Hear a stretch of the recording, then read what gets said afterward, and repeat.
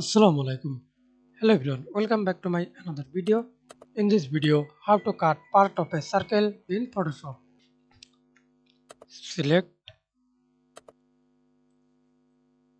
right click or selection, clipping mask, inside or outside. Use outside, hold Ctrl, press I, and back, hold Ctrl, Alt Z, then back. Right click, convert to smart object, again right click, rasterize layer. Then again select the part of circle, press Ctrl Z for the duplicate part of circle, and again